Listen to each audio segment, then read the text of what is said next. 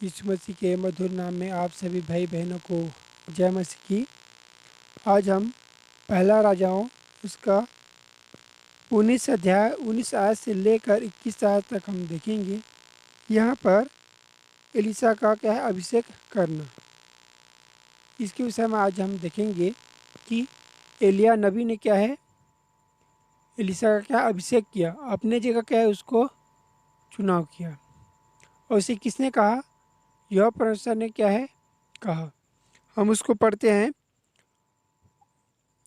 पहला राजाओं 19 अध्याय उसका शुरुआत में पढ़ते हैं।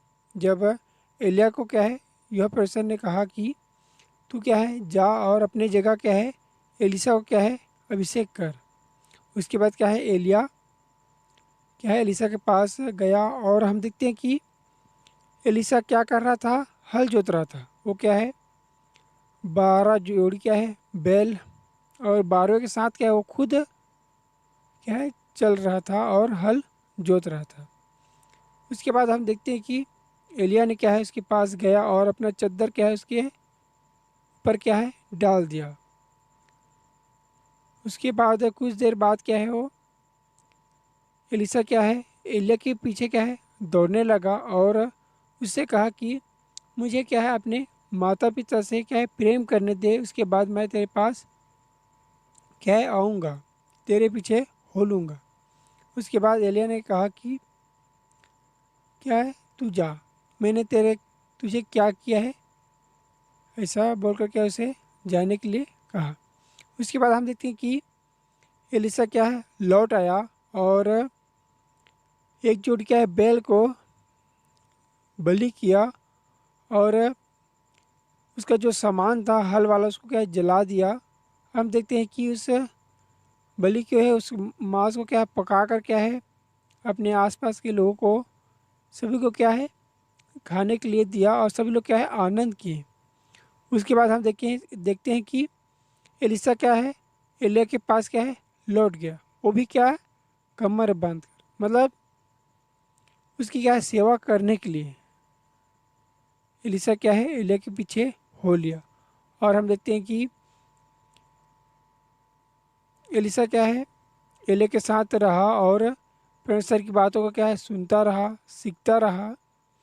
और हम देखते हैं कि यहाँ पर उसके क्या है सिर पर क्या है चद्दर को क्या है डाला था, लेकिन क्या है उसको क्या है काम सौंपा नहीं गया था, सिर्फ उसकी सेवा कर रहा था। और उसके जगह में क्या है वो अभी नहीं यही किए नहीं पहुंचा था। हम देखते हैं दूसरा राजा दूसरा अध्याय में कि हम जब एलिया को क्या है स्वर्गारोहण जब होता है तो उसके बाद क्या है उसकी जिम्मेदारी को क्या है एलिसा को सौंपा जाता है।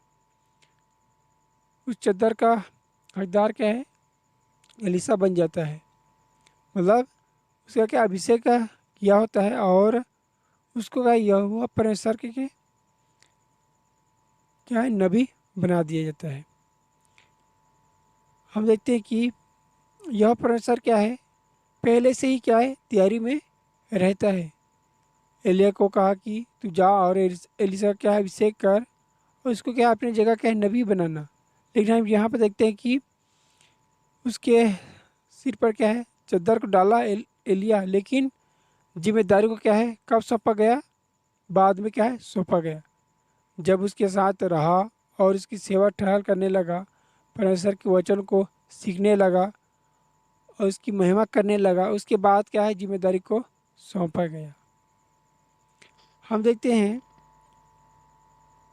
कि मनुष्य की दृष्टि में क्या है एक हल जोतने वाला यह परमेश्वर क्या है नबी बना, क्योंकि इंसान सोचता है कि जो अच्छा पढ़ा लिखा हो या फिर जो धन वाला हो या फिर बुद्धिमान हो उसको क्या है चुना जाता है कि कुछ अधिकारी बनाए या फिर कुछ जिम्मेदारी दे यहाँ पर क्या है, यहोवा परमेश्वर ने एक किसान के बेटे को क्या है चुना, जो क्या है हल जोत रहा था। और हम देखते हैं कि वो जो हल जोत रहा था उसको क्या है छोड़कर क्या है यहोवा परमेश्वर की सेवा करने के लिए वो क्या है निकल गया।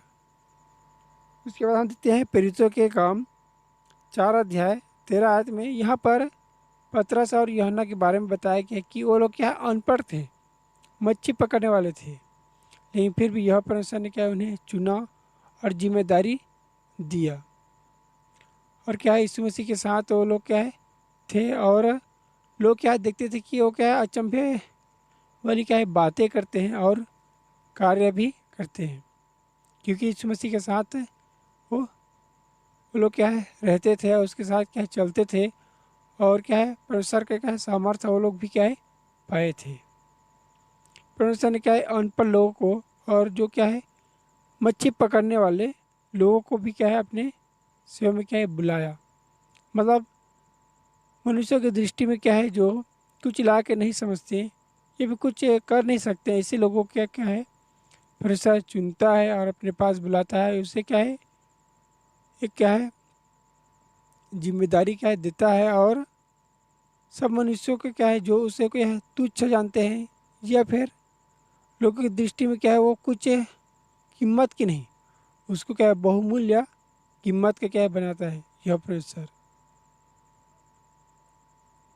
क्योंकि हम देखते हैं कि यह परमेश्वर ने क्या है निर्बुद्धियों को क्या है चुन लिया ताकि बुद्धिमानों को क्या है लज्जित करे, निर्बल को क्या है चुन लिया कि बलवानों को क्या है लज्जित करे।